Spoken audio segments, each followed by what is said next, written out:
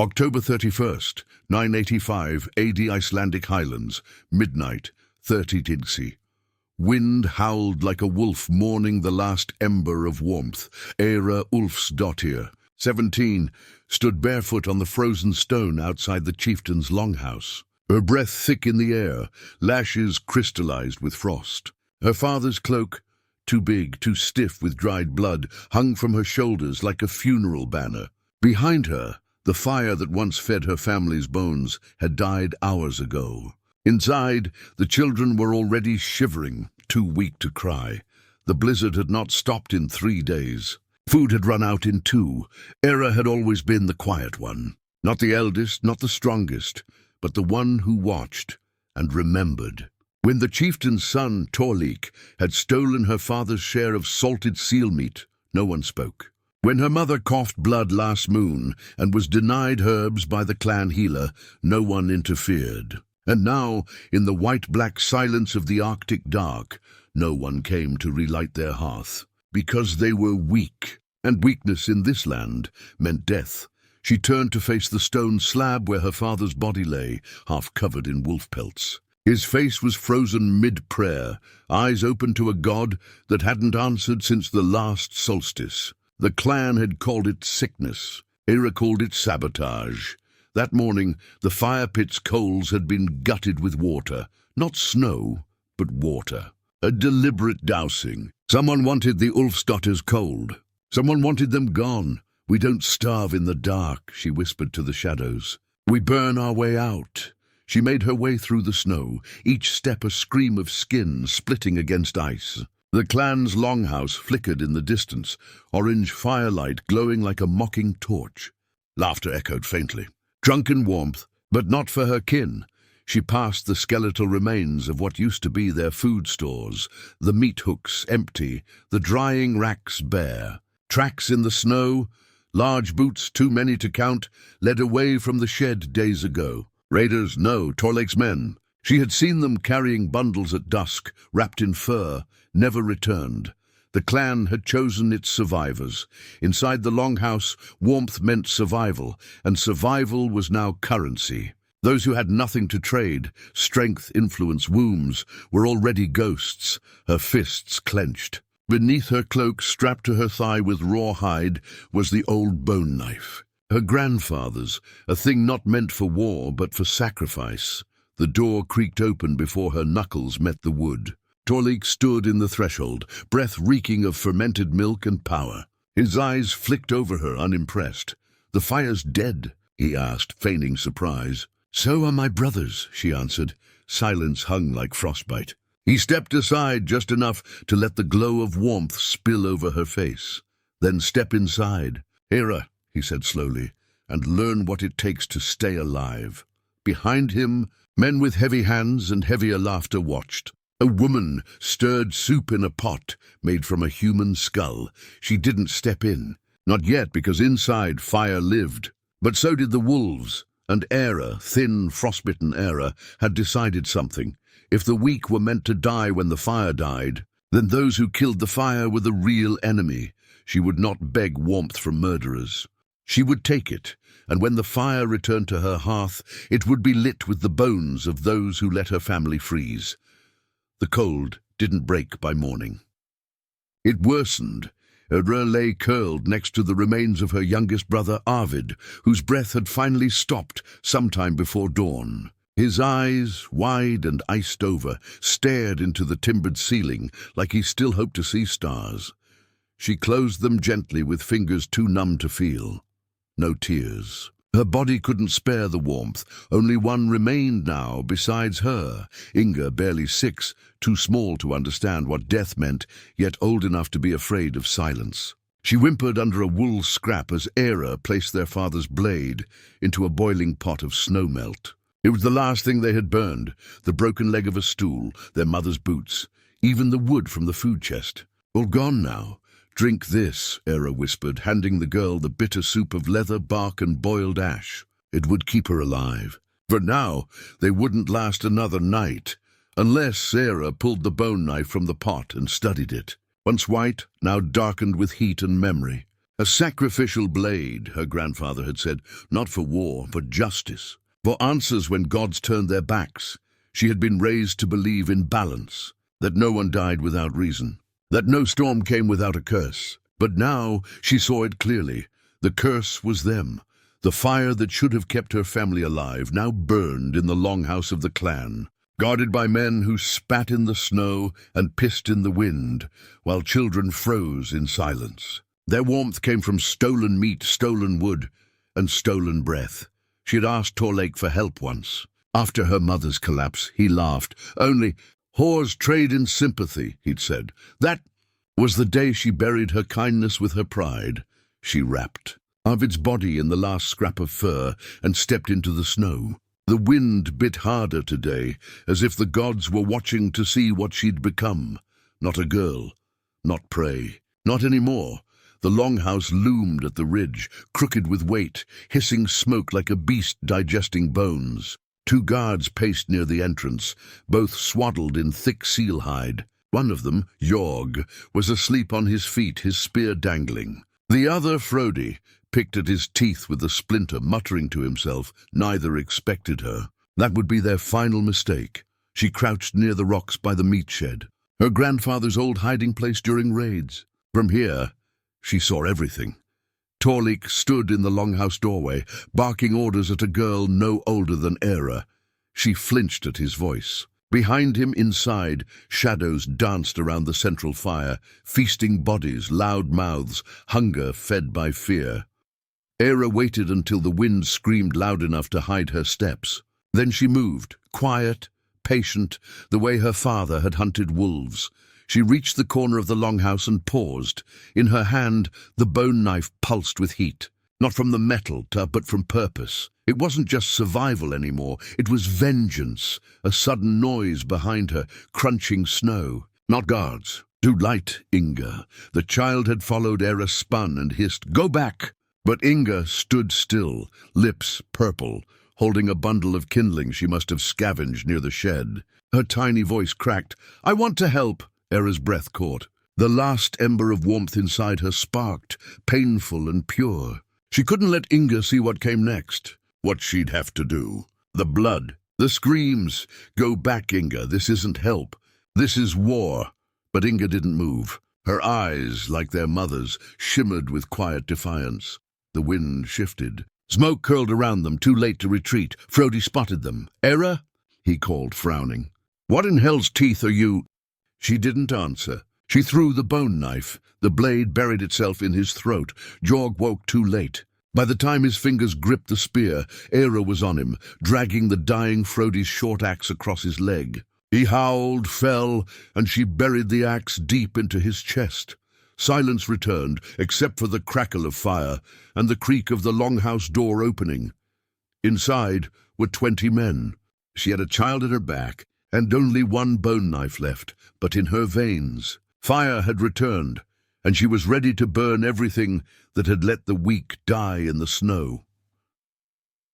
Torlake saw her before the others did. He stood in the glow of the longhouse fire, a chunk of marrow bone in one hand, laughter still wet on his tongue. Around him, men of the clan drank and gorged, their faces flush with stolen heat. But the laughter died quick when the wind pushed open the door, and Eyra stepped through, blood on her hands, a child behind her. For a moment, no one moved. The only sound was the fire cracking and Frodi's dying gurgle still echoing outside. Eyra's eyes swept the room. She counted them. 13 men, 3 women, all stronger, all warmer, all responsible. She smelled roast meat, salt, sweat, and fear, not yet realized. Inga clung to the back of her cloak. Torlake set the bone down slowly. "You're cold," he said, mock gentle. "Come in, warm yourself." Eyra stepped further in. Her boots leaked melted snow onto the timber floor. Her hands were blackened at the fingertips, skin splitting, but the bone knife she gripped didn't tremble. "You let them die," she said flatly. Torlake tilted his head. "They were weak. The gods choose who survives. It isn't personal. You pissed on our fire." A woman near the hearth gasped, but covered her mouth. One of the older warriors, Asgrim, stood. "This is madness," he said. That girl's father was a drunk. Her mother sick. They would have perished with or without. He didn't finish. Eyra moved like frost on stone, silent and lethal. The bone knife flashed. Asgrim stumbled back, clutching a neck that spilled warmth too fast to save. He dropped hard. Gasps broke into chaos. Men scrambled for axes. The women fled toward the back door. But Inga, somehow, didn't flinch. Torlik lunged. He grabbed Eyra by the collar, throwing her across the fire pit. Her back slammed into a bench, ribs screaming. The knife skittered across the floor. Someone kicked it, shouting. But Eyra's eyes didn't waver. She stared up at the man who let her family starve, whose belly was fat from the meat of their stores, whose fingers were clean while hers cracked open like dry bark. He raised his fist. "You want justice, girl?" he sneered. "Here's what justice tastes like." He brought his fist down, but Inga, the silent shadow, had picked up the dropped knife. She screamed, a child's sound, high and wild, and drove it into Torlik's thigh. He roared. Eyra surged forward, took the moment, and plunged her own hands into the embers beside the fire. Searing agony, she grabbed a burning log, skin blistering instantly, and slammed it into Torlik's face. The fire hissed as flesh cooked. He collapsed, screaming, hands clutching at his eye. The room turned to panic. Another warrior charged her. Eyra spun, burned hands leaving smears of blood and ash as she dodged. The man tripped over the fallen bench. She kicked him into the fire. Smoke thickened. Someone shouted, "The girl's mad!" "Get out!" But no one reached the door. The blaze was growing. The spilled embers caught on fur blankets, then the thatch above. They had built their survival on stolen fire. Now fire would be their end. Eyra didn't wait. She grabbed Inga's hand and dragged her through the side entrance, past the panicked screams. Behind them, the longhouse blazed like a funeral pyre, smoke choking the sky. She didn't look back. Inga stumbled, sobbing, but Eyra didn't stop. Not until they reached the edge of the ridge, where snow still held silence. They turned. The longhouse burned. Men inside screamed. No one came to help. As the roof collapsed, Inga whispered, "Are we safe now?" Eyra shook her head. "Not yet. But we're the fire now." She held up her hands, blackened, ruined, but steady. "The weak are dead," she said, voice hollow, eyes reflecting flame. Now it's their turn. By morning, the smoke had settled over the valley like a shroud. Where the longhouse once stood, only charred beams jutted upward, skeletal ribs of a monster slain by its own hunger. Crows circled overhead, drawn by the scent of burned flesh and spilled power. The snow around the ruin had melted into a black slush, fouled with ash and blood. Eyra stood at the ridge, wrapped in what remained of her father's cloak, watching the final flames die out. She didn't cry, not for the dead, not for the pain. Her hands, wrapped in stolen linen and ointment scraped from the healer's hut, throbbed with every heartbeat. Blisters split and bled beneath the cloth, but it was a price she would pay 1,000 times again. Beside her, Inga sucked on a flat piece of dried bark, a trick their mother had taught to stave off hunger. Her face was smudged with soot, but her eyes had stopped shaking. Last night changed her too. Inga had killed a man. It didn't matter that he'd lived longer than her whole life, or that her hands were too small to grip the knife right. What mattered was that she had chosen to fight, when every adult had chosen to watch. Weakness hadn't just been the dying. It had been obedience, silence, trust in the clan that abandoned its own, and that weakness had burned. Eyra didn't linger long. Survivors would come. They always did. Fire, draws, scavengers. She moved quickly through the snow, gathering what tools she could salvage from the outbuildings. A rusted saw, a half-full sack of oats buried beneath the hay, a water skin left behind in panic. The meat was gone, consumed by the gluttons she'd buried in flame. But a single hanging squirrel carcass remained in the trap outside the healer's hut. She claimed it. It would feed them one more night. She wrapped it in cloth, tied it to her belt. Then she found Torlik's axe, still lodged in the snow, where he'd dropped it while clawing at his burned face. She stared at it for a long time. It wasn't just a weapon. It was a symbol of power, of taking, of what men like him believed they deserved. She picked it up. It was heavier than her bone knife, meant for cleaving, not cutting. Meant for surviving, not sacrificing. She turned and found Inga watching her. "We're not going back to the cave, are we?" the girl asked. Eyra shook her head. "No more caves. No more hiding. Where then?" She looked toward the mountains. The pathless highlands, where only beasts and outcasts survived, where no one will steal our fire again. They traveled for hours, keeping to the shadows. The cold stabbed deep, but they had learned how to move with it, not against it. They followed the shape of the land, read the snow like scripture. A broken branch here, a trail of fox tracks there. Eyra listened more than she spoke.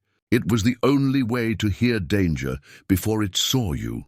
By dusk, they found shelter beneath a rock overhang carved by ice. It stank of old wolves, but it was dry. Inga collapsed in the corner, hugging her knees. Eyra built a fire from dried moss and broken twigs soaked in bear fat. When the flames finally caught, Inga smiled for the first time in days. Eyra didn't. Fire was warmth. But it was also a signal, a promise, and a threat. Later, as Inga slept, Eyra sat near the mouth of the shelter, holding Torlake's axe across her lap. The wind howled again, no longer like wolves, but like whispers. She remembered the names, not just her family, but the others, the ones the clan had buried in silence. Old Ingrid, who froze after they stole her roof beams. Jari, who vanished after standing up to the guards. Sven, whose only crime was feeding another's child before his own. They'd all died quietly. That would not be her fate. She was fire now. And fire moves, a sound, snow crunching. She rose instantly. A figure emerged through the frost, hunched, wrapped in fur, dragging a sled. Eyra stepped forward, axe raised. "Name yourself." The figure froze, then lowered its hood. A woman, older, grey-haired, with deep lines carved into her face. Her eyes met Eyra's. Not afraid, curious. "Did you do that?" she asked, nodding toward the black smoke pillar still staining the sky behind them. Eyra didn't answer. The woman smiled, teeth yellow but sharp. "Good. Thought I was the only one left with teeth in this land." She pointed at the sled. "Bundles of meat, tools, flint, furs. I'll trade," she said. "For what?" Eyra asked. The woman shrugged. "A fire, a story. Maybe someone who still knows how to fight." Eyra lowered the axe slowly. For the first time, someone had not asked for her submission, not begged, not demanded, just acknowledged the war written in her hands. "Sit," she said. The woman nodded and joined the flame. For now there would be warmth. But Eyra knew what waited beyond. Winter was far from over, and somewhere out there, other fires still burned, hoarded by clans who believed only the strong deserved to survive. She would find them, and she would bring the cold. Snow fell heavier that night, not the soft kind, but dense flakes that landed like ash, slow, deliberate, suffocating. The kind that buried memories. Eyra sat hunched beside the fire, face lit by the low flame, her breath curling in steam as she watched the older woman sleep with her back to the rock wall. Inga curled in furs nearby, thumb tucked in her mouth, body twitching in the half-dreams of exhausted children. Eyra didn't sleep. Couldn't. The axe lay across her lap, and she kept one eye to the trees. Always watching survival had taught her something even her father hadn't. The enemy is never just cold or hunger. It's comfort. Fire makes men soft. Trust makes them blind. She had trusted once, and now her family was ash beneath a blackened roof.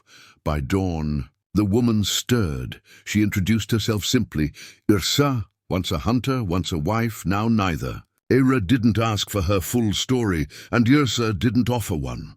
But when she caught Eyra skinning the squirrel with stiff hands and poor grip, she said, "Let me." There was no pity in her voice. Only habit, efficiency, survival knew survival.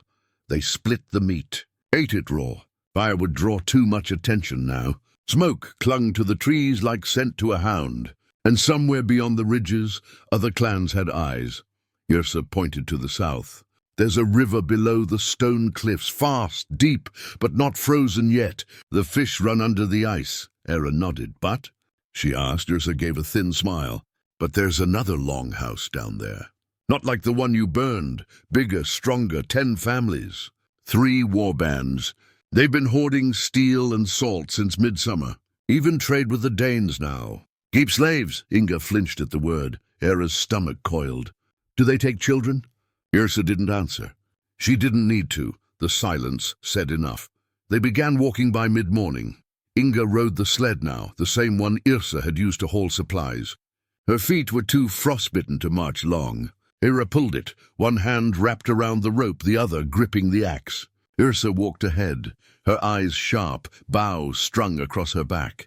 They passed through a dead grove, black trunks cracking with the weight of snow. A fallen antler frozen in the ice. Half a raven. A trail of fur scraps. Signs of struggle, then the tracks. Human 2 pairs. One large, one small. Fresh Yrsa crouched low. Slavers, she muttered. 2 hours ahead. Maybe less. Eyra scanned the path. One of them is limping. Yrsa nodded, impressed. You've got a hunter's eye. Eyra didn't respond. Her breath quickened. The fire inside her that had quieted now flared again. Slavers meant chains. Chains meant children, and children meant war. They caught up just before dusk. The sun was a blood smear behind the clouds when Eyra saw them across the clearing. 2 men, one with a wrapped leg, dragging a young boy no older than 10. His hands were bound, his eyes hollow. The men sat by a pit fire, roasting something unrecognizable. They laughed. The boy didn't move. Yrsa raised her bow. We can kill them from here. Eyra shook her head. I want them to see me. Before Yrsa could object, Eyra stepped into the clearing. Snow crunched beneath her feet. The axe hung at her side, swinging like a silent bell. Her face, soot-stained and stone-still, didn't flicker. The men stood. The limping one raised his spear. You lost, girl? He spat. The other laughed. Or did you bring more to sell? He pointed at Inga, barely visible on the sled in the trees. She brought fire, Yrsa said, stepping out behind her. The slavers barely had time to react.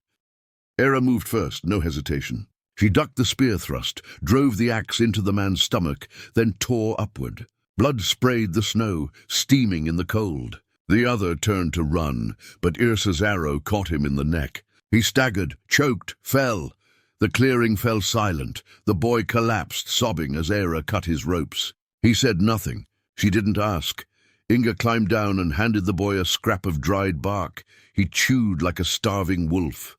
That night, they camped deep in the gorge, away from the river. No fire. The boy, whose name was Halvar, slept between Inga and Yrsa, but Eyra didn't rest. She sat at the edge of the rock shelf, staring toward the south, toward the place Yrsa had mentioned, 10 families, 3 war bands, slaves, steel, everything that made the world colder. Her hands throbbed under the wrappings. Her breath clouded the air in long, silent gasps. She tightened her grip on the axe. This time, she would not wait for winter to find her. She would bring it to them. They reached the river 3 days later. It roared beneath a sheath of breaking ice, too fast to freeze solid, too cold to cross, without death biting your bones from the inside out. The cliffs that bordered it stood like jagged gods, unforgiving and silent. Below them, smoke curled faintly from a distant chimney, hidden behind pine and snowdrift, the southern longhouse. From the ridge, Eyra could see the settlement, bigger than any she'd known. Wood-planked walls, reinforced with stone, spiked with sharpened logs, tall enough to resist even the worst northern storms. Inside, she counted at least 3 fires burning.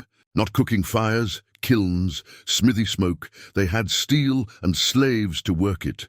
Inga huddled close beside her, chewing what was left of their oat ration. Halvar sat quietly beside the sled, his face blank since the night of his rescue. Yrsa stood behind them, her bow slung, eyes never still.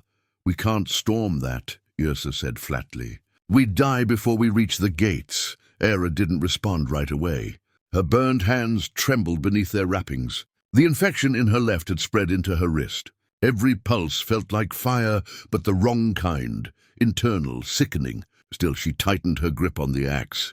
We won't storm it, she said. We'll break it from the inside. Yrsa scoffed. They'd slit your throat before you reached the outer huts. Not if they think I'm selling something. The older woman narrowed her eyes. You're not suggesting, Eyra turned. They want fire. Let's give them something that burns. That night, Eyra approached the outer edge of the settlement alone. No weapons, no furs, just rags and frostbite. 2 guards stood at the southern gate, spears in hand, posture lazy. Warmth made men foolish. When they spotted her limping toward them, one called out, "Another snow rat looking for shelter?" She collapsed just before their boots. Perfect. They dragged her inside. She woke in a holding pen, straw, piss, and dried blood. 7 others lay in the same space, most of them girls younger than her. One had a split lip. Another clutched a missing hand, fingers frozen mid-grasp. A man entered, tall, clean cloak, smiling like a priest. "What's your name?" he asked. Eyra coughed. "Sigrid," he smiled. "Wrote it down. You speak well for a stray. You'll do fine. He'll like you." But he was already gone. They brought her to the chieftain's hall the next day. Inside, it smelled of cooked flesh and crushed pine resin. A feast was laid, though none of the slaves ate. Only the fat ones with names. The chieftain, Eric Stoneskull, sat on a raised chair of walrus bone, drinking from a horn carved with old runes. His beard was braided in copper wire. His fingers wore rings made of teeth. He looked her over, too thin, too young, too wild. Eyra bowed. "But I've got fire." Laughter broke out across the table. "They all say that," Eric muttered. "Not like me." She met his eyes, didn't flinch, held the gaze longer than she should have. Something in him shifted. He waved a hand.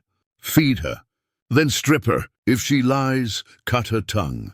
They didn't cut her tongue because she didn't lie. She let them believe she was nothing but another wild girl from the hills, desperate to warm her skin before the frost peeled it off. She smiled, served, waited, watched.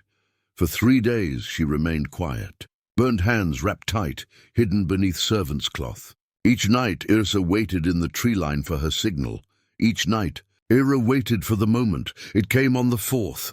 Eric Stoneskull left the hall with 2 guards. Heading toward the forges near the stockade, they were building something big and loud, hammering day and night. Eyra slipped out behind them, unnoticed, her steps silent as smoke. She reached the forges, looked inside. 6 slaves, 1 blacksmith, 4 children chained at the ankle. She returned to the kitchen, stole 2 bottles of rendered fat, wrapped them in wool, and soaked them with pitch. By nightfall the forge would light itself. That evening, she walked calmly toward the stockade as the sun dipped low. The guards barely looked up. By now they thought she belonged. She dropped the first bottle at the blacksmith's tent, the second under the hay cart. A single spark would be enough. From the tree line, Yrsa saw it first. The pillar of fire climbing up like a red spear into the sky, then the screams, then the panic. Eyra didn't wait for orders. She slit the guard's throat outside the slave pen, freed the children, gave one her old cloak. The blacksmith ran out, yelling. Yrsa's arrow took him clean through the mouth. Halvar, from the ridge, rolled burning logs down into the compound. The sled, piled with pine tar and dry straw, crashed into the side gate. The fire moved faster than the guards. When the smoke finally cleared, the southern longhouse was no more, only scorched ground and silence. The freed slaves sat in the snow, staring at Eyra like she'd descended from legend. Yrsa limped toward her. "You brought it down," she said. "You actually did." Eyra didn't smile. She looked toward the horizon. More clans. More fire hoarders. "We're not done," she said. "We're just warming up." The fire raged in their wake for 2 full days. Not even the snow could put it out. Black smoke twisted into the grey sky like a curse unraveling. Not just the destruction of a longhouse, but the erasure of a name. Eric Stoneskull would not be buried. He would not be sung about. There would be no saga for him. Only ashes. Eyra made sure of that. They didn't stay to watch it all burn. The wind changed, cold again, bitter in a way that tasted like warning. Yrsa said it first. "They'll come now." His allies, his bloodkin. Not to mourn, but to punish. And so they left, south, into the ridges where no clan dared settle. Cold enough to snap bone. Wind that howled like it hated every breath. But the land was honest. No war bands, no slavers, no halls fat on stolen fire, just the wild and them. Their group had grown. 14 freed slaves now. 5 were children. 2 men, the rest women and girls, all shaped by suffering. Halvar was the only one who spoke often, not with words, but with action. He carried more than his share, tended the sleds without being asked, slept closest to the fire but never took more than his portion. Eyra had started watching him the way her father once watched the horizon, like something distant, but dangerous if ignored. Inga, meanwhile, had become something else entirely. She didn't cry anymore, didn't ask for stories. She spent hours collecting frost-withered branches, sharpening sticks into makeshift stakes. When one of the younger girls complained of hunger, Inga handed over her bark rations without flinching. "Yrsa noticed. She's becoming like you," she muttered one night. Eyra didn't answer, because deep inside, she feared something worse. Inga wasn't becoming like her. She was becoming something Eyra hadn't yet dared to be. Cold. By the 6th day, they were deep into the ridge country. No paths, no markers, just ice and instinct. They came upon the ruins of a hunter's cabin buried half in snow. Inside, they found dried mushrooms, 2 rusted spears, and the frozen corpse of a man who'd cut his own throat rather than starve. His journal, written in blood on bark, said only, "It was them or me. I chose me. The gods will judge." Eyra burned the cabin that night. After taking everything useful, they slept beneath the stars. The next morning, they saw the smoke, not theirs, different, darker, steadier, controlled. Yrsa raised the spyglass she'd looted from stone skulls, corpse, and scanned the eastern ridge. Another settlement, smaller but guarded. "Clan?" Eyra asked. Yrsa nodded. "Not local, foreign. They carry green banners with iron wolves. Could be southern mercenaries. Or worse, traders." "Traders?" Halvar asked. "With who?" Yrsa's mouth tightened. "The east. Across the sea. People who deal in flesh and firewood. I've heard the stories. Are they armed?" Yrsa lowered the glass. "Heavily."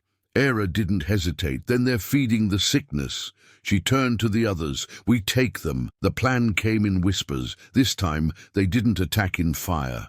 Not yet. The enemy was ready for that now.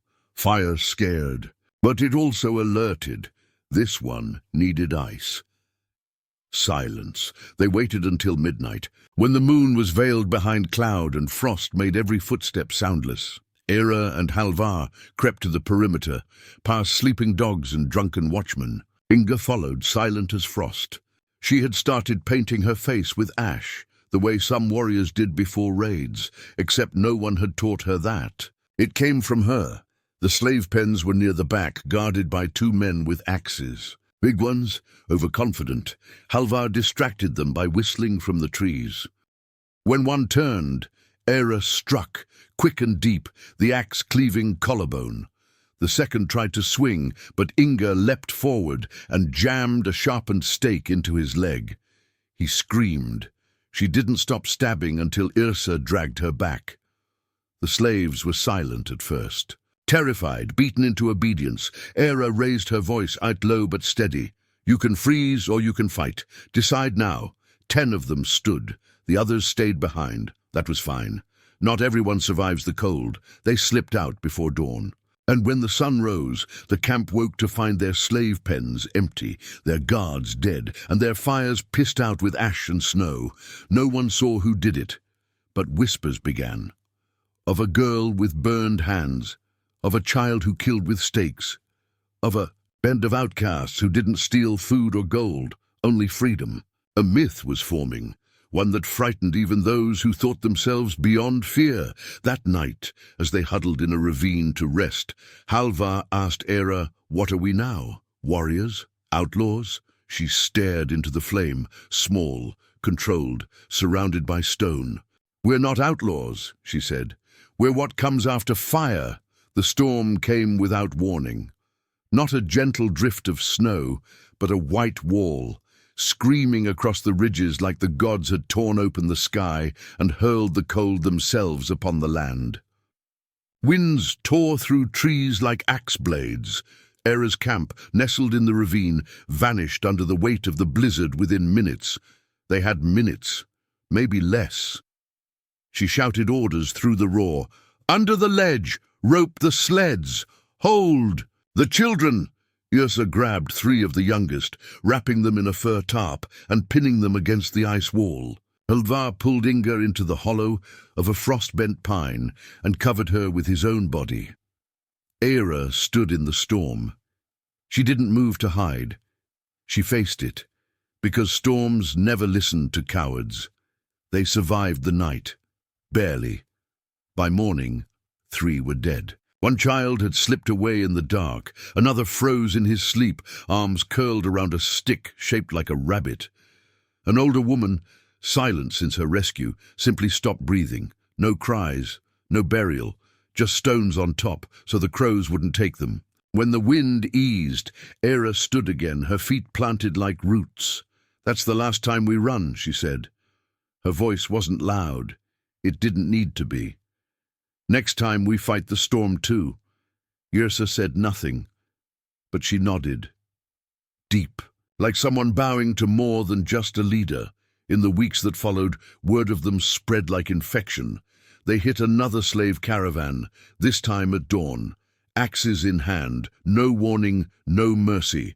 They burned the maps they stole, released the oxen, fed the grain to starving forest villages the clans had abandoned long ago. And every time they struck, they left behind a mark, a handprint in soot, pressed into wood or stone, burned at the edges, the fire that chose no master. The weak, they said, had died. But what had risen in their place was not weak. Then came the summons. A messenger caught them near the western ravine, a boy, frost-bitten and wild-eyed, who dropped to his knees and held out a carved piece of bone, the mark of the Ice King. Eyra took it. She knew the stories, everyone did. An exiled warlord, once the brother of a great jarl, now ruler of the Dead Valleys, said to wear wolfskins and a mask made of his enemy's jaw. He claimed no throne, flew no banner, but when he summoned, those who ignored it usually vanished in the frost. The bone carried 5 words burned in runes. "Come, or I come first." Halvar spit in the snow. "It's a trap." Yrsa shook her head. "No, it's fear. He's heard of us." Eyra studied the boy. He was shaking, half-starved, not a soldier. "A warning." She tucked the bone away. "We'll go." The Ice King's camp was not a hall, not a fortress. It was a ruin, a buried longhouse, half-rotted, dug into a glacier's belly. Black banners hung from the bones of whales. Guards with one eye or no hands watched from the cliff edge, not because they were crippled, but because survival cost pieces. They were like her, broken, not beaten. The Ice King sat in silence as she approached. His mask gleamed dull in the torchlight, jagged, hollow-eyed, forged from bone and metal. His voice came through it like a rumble beneath ice. "You burned Stone Skull. You broke the traders' camp. You took 50 mouths and kept them fed through a blizzard." Eyra didn't bow. "I freed them. They keep themselves alive." The Ice King tilted his head. "You lit the fire, now they all watch it." Then let them. A pause, then a slow nod. "I want no war with you, girl. I want to give you a choice." "Which is?" "Join me, or die when the clans come for what's left of your flame." She looked around, at the ragged warriors, the wolf-pelt walls, the hollow eyes, a kingdom of survivors, ruled by one who hoarded fear instead of warmth. Eyra stepped forward, close enough to see his breath fog behind the mask. "You fight for your name.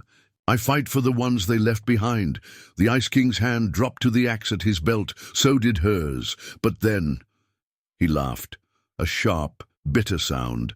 "Then fight, girl. I won't stop you." By spring, they were a legend, not just rebels, not just ghosts. They were the Emberborn, the ones who rose from ashes and frostbite, who killed slavers in the dark and fed the cold with blood. They built no walls. They trusted no kings. They passed through winter like a knife, carving new paths, forging new families, burying the old world beneath a snow that would never melt. And Eyra, burned-handed, bone-eyed Eyra, walked at the front with Inga at her side, Halvar behind her, and dozens more following in silence. Not for hope, not for glory, but for vengeance, for survival, for fire. Because when the fire died, so did the weak. But from that fire, something stronger rose, and winter finally feared them back.